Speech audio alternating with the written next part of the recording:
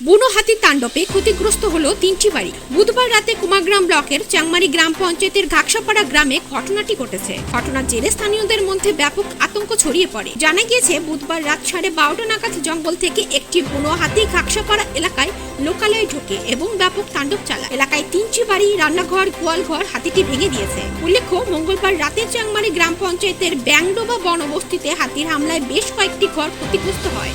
এই ঘটনার রেশ কাটতে না কাটতে ফের হাতির ঘটনা সামনে এলো।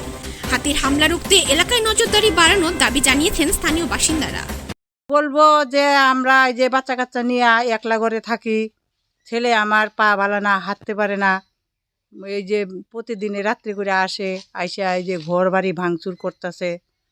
তাই আমরা সরকারের কাছে অনুরোধ, আমরা ব্যবস্থা চাই যাতে আমরা সুরক্ষিত থাকতে পারি। কোন জায়গায় এটা?